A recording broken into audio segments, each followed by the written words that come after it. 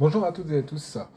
Alors ouais, aujourd'hui je fais pas mal de vidéos au final, c'est le premier jour où j'en fais et en fait je suis tellement motivé à faire cette chaîne que je me dis que je vais en partager le plus possible. Mais du coup après au jour le jour ce sera simplement des vidéos pour chaque jour expliquant un petit peu comment je vis les choses, que ce soit avant ou après le traitement. Là aujourd'hui, ce que j'aimerais parler, c'est le fonctionnement en fait du cerveau du TDAH. Donc concrètement, qu'est-ce qui se passe dans notre tête? Pourquoi est-ce que les gens atteints du TDAH fonctionnent différemment des gens neurotypiques classiques? Donc pour ça, on va regarder un petit peu ce qui se passe dans notre tête. Et ce sera plus simple, j'espère, après pour comprendre pour ceux qui ne savent pas. Euh, donc en gros, voilà, il faut se dire que les neuroscientifiques, franchement, ils se grattent la tête pour comprendre le cerveau humain. Mais alors, dès qu'il y a le TDAH, ça devient juste n'importe quoi. C'est plus se gratter, c'est creuser là carrément qu'il faut faire parce que ça complexifie complètement le fonctionnement. Donc pour arriver à comprendre pleinement comment fonctionne en fait, c'est un trouble neurodéveloppemental. Donc pour arriver à le comprendre, il ne faut pas seulement cocher une liste de symptômes. Ça suffira pas. Il faut vraiment se plonger à l'intérieur du développement cérébral et comprendre comment fonctionne le cerveau d'un TDAH. Parce que le fonctionnement neuroatypique du TDAH, en fait, c'est pas du tout pareil et le raisonnement n'est pas le même. Mais par contre, c'est simplement un mode de fonctionnement différent qui a juste besoin d'un coup de pouce pour rester au bon rythme en permanence. Ça ne veut pas dire que quand on a un TDAH, on est bizarre, il faut qu'on reste à l'écart. Pas du tout. C'est juste qu'on a un mode de fonctionnement qui n'est pas le même. Et, euh, et grâce par exemple aux traitements qui existent médicamenteux, on peut avoir ce petit coup de pouce qui permet d'avoir un cerveau qui fonctionne de manière plus conventionnelle, on va dire. Euh, alors pour comprendre vraiment comment ça fonctionne, imaginez le cerveau comme une carte routière et que vous voulez vous rendre d'un point A à un point B. Euh, et alors, une personne neurotypique classique prendra certainement le chemin le plus court, comme l'autoroute par exemple, alors qu'une personne qui est atteinte du TDAH prendra plutôt l'itinéraire bis parce qu'elle va rencontrer sans arrêt des panneaux de travaux. Et dans ce cas-là, les voitures seront remplacées par ce qu'on appelle des neurotransmetteurs.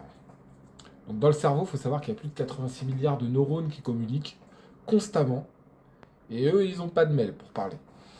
Donc comment ils font? Ils utilisent les fameux neurotransmetteurs qui passent des messages d'un neurone à un autre, ou alors d'un neurone à un muscle.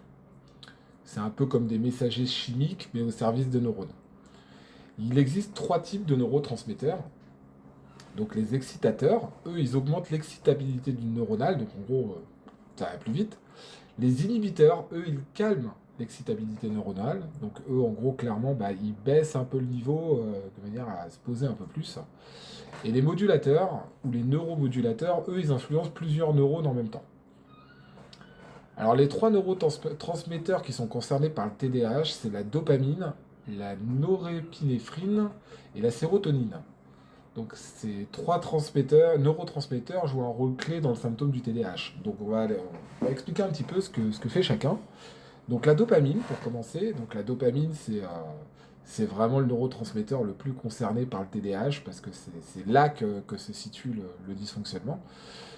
Et donc en fait, la dopamine, elle est impliquée dans la motivation, dans la récompense et dans l'attention. Mais chez le TDAH, les niveaux de dopamine peuvent fluctuer. Parfois ils sont trop bas, parfois ils sont trop élevés. Et en gros, ce petit manège, ça affecte la concentration, l'impulsivité et l'humeur. Ensuite, on a la neuropinéphrine, un petit peu plus compliqué à prononcer. C'est un peu comme le système d'alarme du cerveau.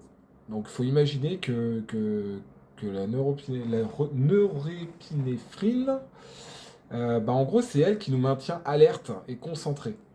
Et en fait, chez le TDAH, le, la mauvaise régulation de la norépinéphrine, ça entraîne des distractions et une mauvaise concentration et de l'agitation. Pour le troisième neurotransmetteur concerné, ça va être la sérotonine. Donc la sérotonine, déjà c'est plus facile à dire, c'est le stabilisateur d'humeur. C'est ce neurotransmetteur qui va influencer notre humeur, notre sommeil et notre appétit. Et chez les TDAH, les déséquilibres de sérotonine, ça contribue à une mauvaise régulation émotionnelle et à des comportements impulsifs. Donc voilà les 3 neurotransmetteurs principaux qui sont concernés par les TDAH et qui n'ont pas les niveaux optimum, on va dire.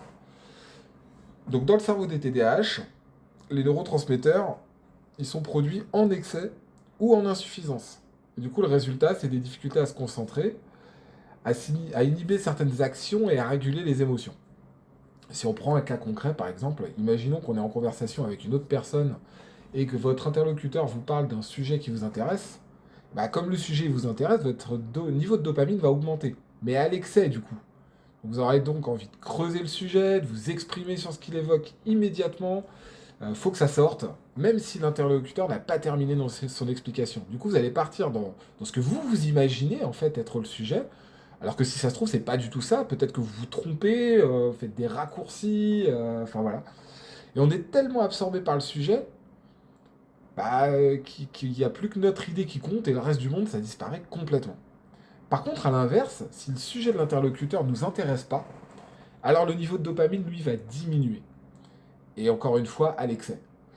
Donc on va perdre tout intérêt à la conversation et on va se mettre à penser à autre chose. Et encore une fois, on n'écoutera plus l'interlocuteur. Parce qu'en fait, ce qu'il nous dit, ça ne nous intéresse pas. Donc du coup, on va se mettre à penser à plein d'autres trucs et notre cerveau, en fait, il va chercher une pensée qui va nous intéresser plus pour que du coup, on soit absorbé par cette pensée pour du coup refaire monter le niveau de dopamine. Et du coup, c'est un peu un cercle vicieux parce que, en fait, tant qu'on n'a pas la dose de dopamine, ça va pas du tout, quoi. Donc on est en permanence en recherche de ça.